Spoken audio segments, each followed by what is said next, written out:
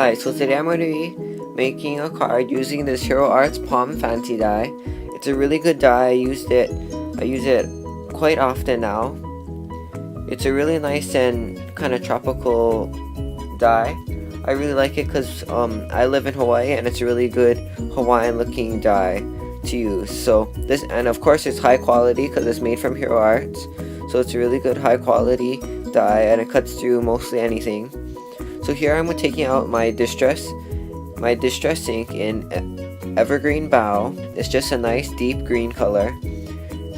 I usually like using Evergreen Bow in coordination with Peacock Feathers because they're pretty close, except Peacock Feathers is more blue, Evergreen Bow has that more greenish color to it, and they really work well together. But today I'm just going to be using this foam applicator tool from Tim Holtz and Ink Essentials with Ranger.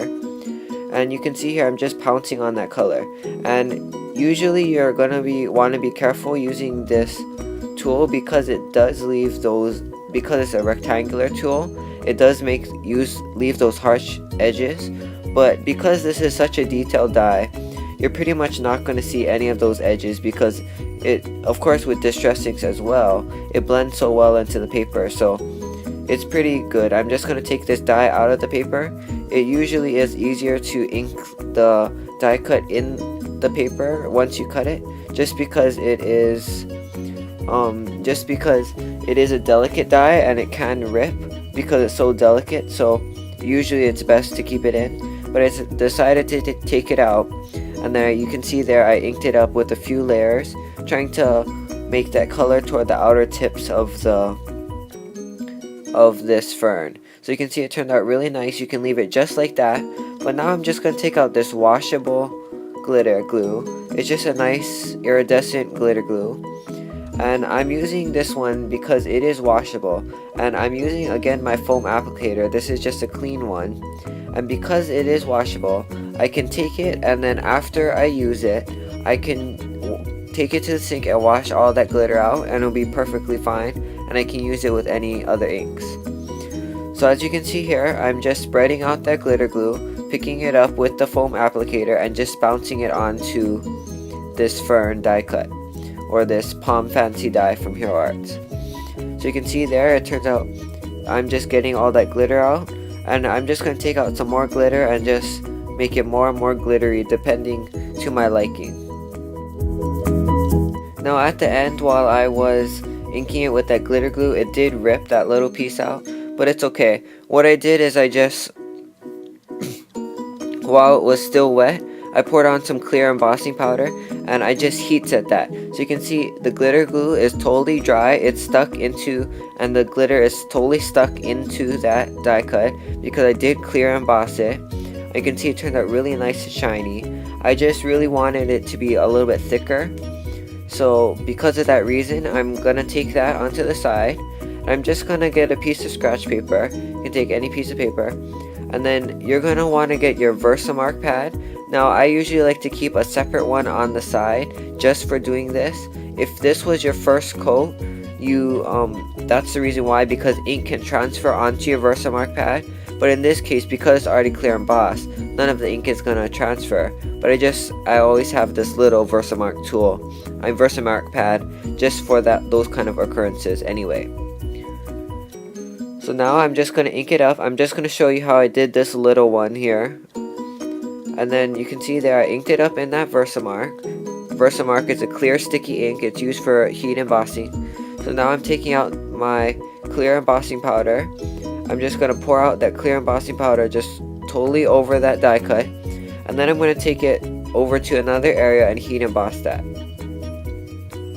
So as you can see there, I did the whole thing with 2 coats. You can see that really nice iridescent glitter makes it change to the color below it. So it kind of turned green and it gives a really nice shimmer. So now, and of course it gives that nice shine doing the 2 coats of heat embossing. So it looks almost as if I put glossy accents over it without having to do all that work. So now I took this jumbo sponge dabber and the Rich Cocoa Memento ink pad, and I just inked that edges and have that nice decorative edge on the bottom. I used you can use either a punch, but I used just a cutter, and it turned out pretty good. So now I'm taking out, this is from Simon Says Stamp, this is the Sketchy Banners. I'm taking out this stamp and the die set, and this is the Just Wanted to Say, and I just have the matching dies to go with it. I cut it out of craft cardstock, and again I'm using that Just Wanted to Say. It has tons of coordinating greetings to go on the inside. This time I'm just going to leave it blank in the inside, so whenever I need the card I can use it for any occasion. So now again I cut it out of craft cardstock, that's from Colorbok. And now I'm just going to ink this up in Rich Cocoa Memento ink. And when you're wanting to do this kind of solid stamp, it's usually really hard to get it. So I unfortunately forgot to put a mouse pad underneath before I stamped, because what you want to do is you want to get a gushy, something gushy underneath your die cut, just to make sure that you get a nice stamped impression. But it ended up okay. So as you can see here, I'm lining it up and I stamped it there. Now if you want a really good and crisp image, you're gonna want to use a pigment ink. That's definitely if you want for any die or any stamp. So as you can see, that's a little splotchy. It turns out okay. It didn't really matter to me that it turned out that kind of splotchy. So I'm just gonna adhere that to the card with some foam dots. And again, going back to the pigment ink things, you can use pigment inks, but the only thing is that from Simon Says Stamp, their stamps are very good and high quality. The only thing is that when they do say their words or anything, it's not that thick, their photopolymer. So because of that reason, the Just Want to Say, when you're using pigment inks, because they're very juicy, sometimes the ink gets into where it says Just Wanted to Say, where it's not supposed to stamp, and then when you stamp it, it becomes a solid block without you being able to read the Just Wanted to Say. So because of that reason, I didn't use a pigment ink, because that has happened to me before. But if you stamp very carefully, you are able to get it. So thanks for watching, and this is my finished card. Have a great day. Bye.